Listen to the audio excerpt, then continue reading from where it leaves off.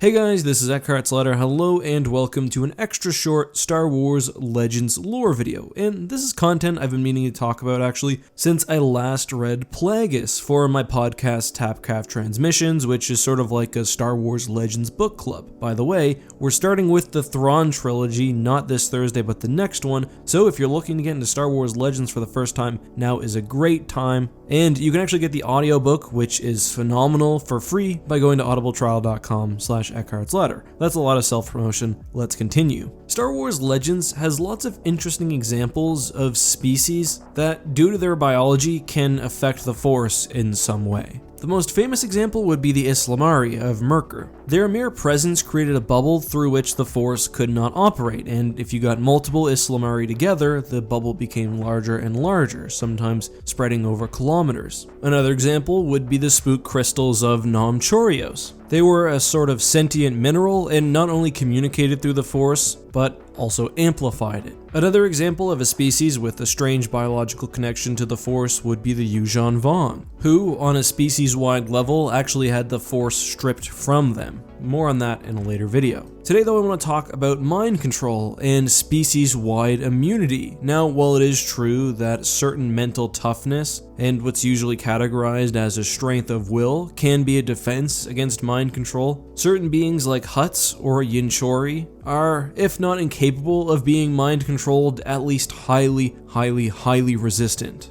The first person that we know of who actually dug deep into this was Darth Plagueis, who operates as sort of a Sith scientist. He was very interested in not only permanently extending his life, but also the mechanics of how midichlorians worked, how Force connection worked, and just the genetic aspects of the Force. Unsurprisingly, Plagueis took a great interest in the Yinchori, and after working with the people, was able to secure a prisoner which he could experiment on his secret island. That island, by the way, held dozens of species which he experimented on freely, testing, and I quote, volition, telepathy, healing, regeneration, and life extension, with some promising results. He discovered that when it comes to the Yinchori, and I quote, unlike Islamari, which created a Force bubble in the presence of danger, the Yinchori were in a perpetual state of involuntary immunity to Force suggestion. So it's not just the fact that they have a specific brain structure, which makes Force coercion difficult, it's actually a property of their midichlorians. And specifically, Plagueis guesses that the Yinchori's midichlorians evolved that way to provide protection from some powerful Force-sensitive beings. And this is actually very similar to Islamari. It appears that their Force bubble creation evolved as a way to protect against Vornskurs, which were a Force-sensing creature who preyed on them on Myrkr. Plagueis goes so far as saying immunity to a Force suggestion like that seen in the Hutts, Toydarians, and others like the Yinchori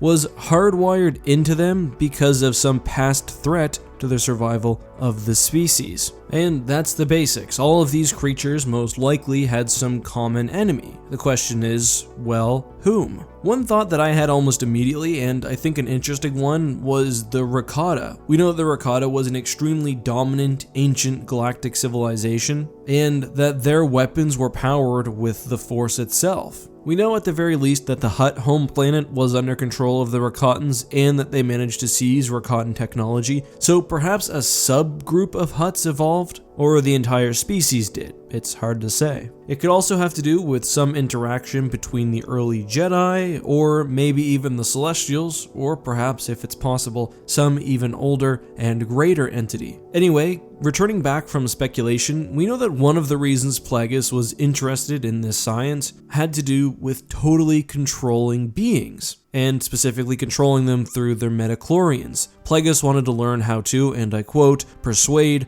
prompt, cajole, and coax them into action. Part of that was for use on others, but he also wanted to gain ultimate control over his own midichlorians because he thought that was the ultimate tool to everlasting life. And whenever Plagueis killed somebody, he would actually observe their death to see how their midichlorians reacted. But as I mentioned, he also wanted to control other beings. He was able to break the mind resistance of the Yinchori, but he figured at some point he would be able to totally compel action of those he wished, or totally alter their personality, to, and I quote, one day influence the leaders of worlds and systems to act according to his designs. And in a bit of foreshadowing, he also thought he might be able to manipulate midichlorians to produce forceful beings. One final fact is that Yinchori, because of their resistance to mind control, were considered by Plagueis as a template for the Republic's clone army, with the knowledge that they would eventually be destroying the Jedi. The main issue though was that the species was a bit too violent and unpredictable. That however is all I have for you guys today. I will though take a second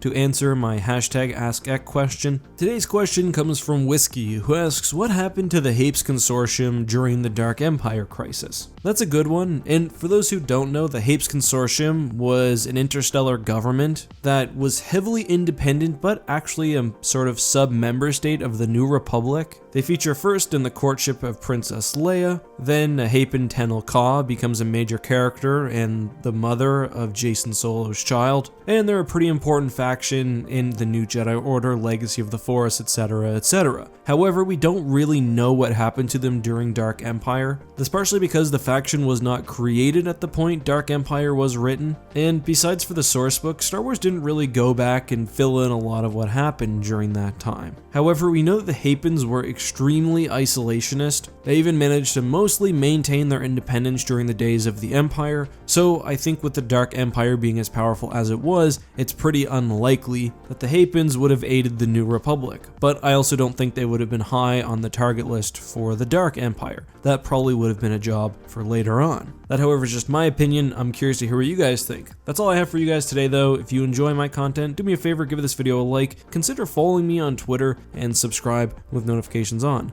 Till next time, this has been EckhartsLadder. May the Force be with you.